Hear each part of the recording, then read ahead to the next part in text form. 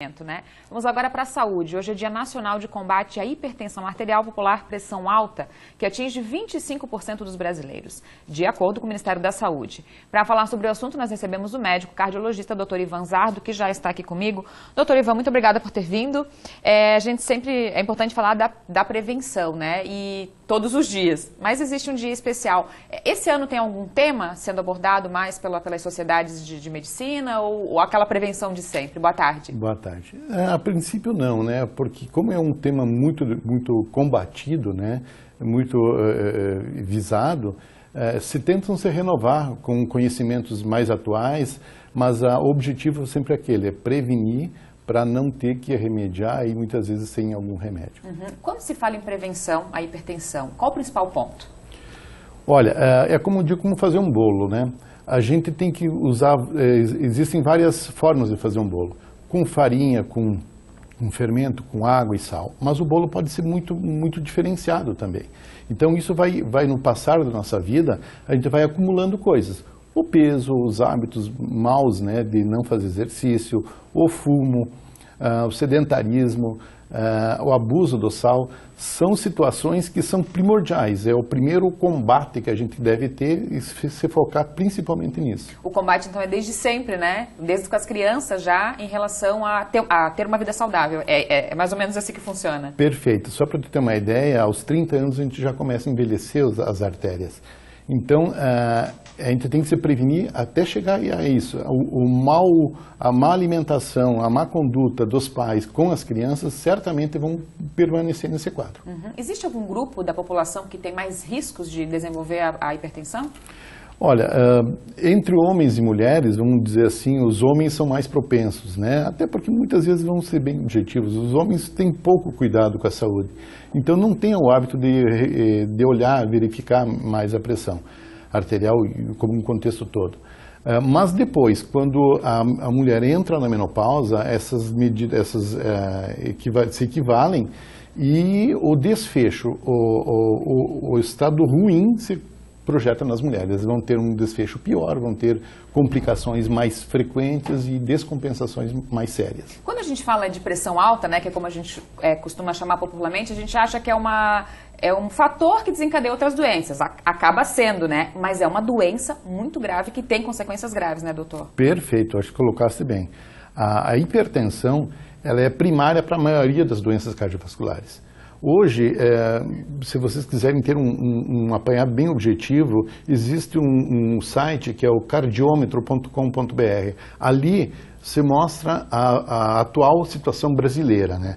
Então, só para trazer dados, em 2017, 386 mil pessoas morreram, isso fatos registrados, afora que eles não são registrados, morreram de doença cardiovascular. Então, a hipertensão é a primeira escada, porque ela é silenciosa, ela não dá sintomas, os sintomas são muito vagos, são muito não diretamente ligados ao órgão, né?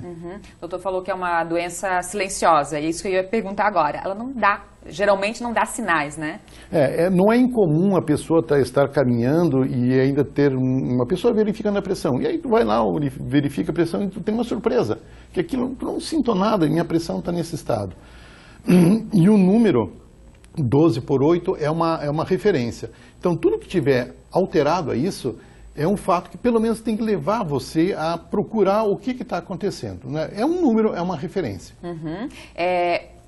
Quando chega a dar sinal, é porque já tem uma coisa muito mais grave acontecendo, né? Perfeito. Muitas vezes a manifestação dessa doença, a hipertensão, ela pode se projetar como um derrame, né? Ela pode se projetar como um infarto, né? Ou então a pessoa perde a função renal ou tem dificuldade de enxergar, começa a ter dificuldade. Então, sem sombra de dúvida, é uma primeira pedra a gente que tem que olhar para frente. Tá, vamos voltar a falar da prevenção lá, né, que deve ser uma vida saudável desde a infância. Mas assim, né, para fazer check-up, quais exames, o que a gente deve fazer para ficar em dia com a nossa pressão arterial? Na questão da prevenção, o que a gente tem que simplesmente fechar os olhos e se focar nisso. Não abusar o sal, manter seu peso, não ganhar peso, fazer uma atividade física diária. O ideal seria 40, 50 minutos de caminhada. Não precisa ser triatleta, não precisa fazer nada estratosférico. Uma caminhada, não fumar, né, não abusar desse fator. E tem um outro fator que não tem como a gente mudar. Quando tu é filho de hipertensos, então tu já carrega na genética um potencial. E ele, com o passar do tempo, tu vai ter, segurando esses fatores, que é o fumo, o sedentarismo, a obesidade, a dislipidemia, tu vai piorar essas manifestações. Detectando que eu sou hipertensa, né? Como que funciona o tratamento, doutor? A gente vai voltar naquela condição de base. A primeira coisa, a gente tem que tirar os excessos. É o sal, a alimentação, fazer exercício. Passa primariamente por uma pequena avaliação, que seja um eletrocardiograma, uma consulta não necessariamente com um cardiologista, mas uma pessoa que entenda. E aí a gente começa a ver os efeitos dessa hipertensão naquele momento, naquele paciente. Que seja um eletrocardiograma com alterações da questão da qualidade da urina, né? O exame oftalmológico, o fundo de olho, ele nos revela muito como é que estão as nossas artérias. Né? E tem outros testes, mas isso já é um segundo patamar. E aí vai para a medicação. Quando a gente chega na medicação, tem que entender uma coisa. Se eu cheguei até a medicação, é porque o meu organismo lançou mão de todas as minhas defesas, todos os meus recursos para combater. Se eu cheguei até lá, eu vou precisar necessariamente dessa medicação. Eu posso ter que optar por uma medicação A ou B, aumentar a dose, diminuir a dose, mas uma vez implantada, ela tem que ser respeitada e ter que ser conduzida. Tem que usar diariamente e não pode faltar. Pois é, eu estava com algumas anotações e mitos e verdades, entre eles um desses, né?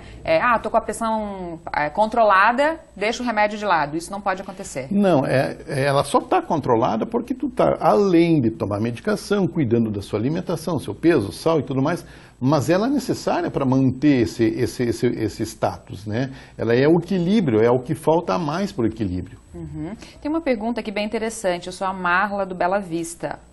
Marlas, obrigada pela participação. Ela perguntou assim, ela afirmou na verdade, fazer um movimento brusco com a cabeça e ver um monte de pontos de luz na sua frente da visão.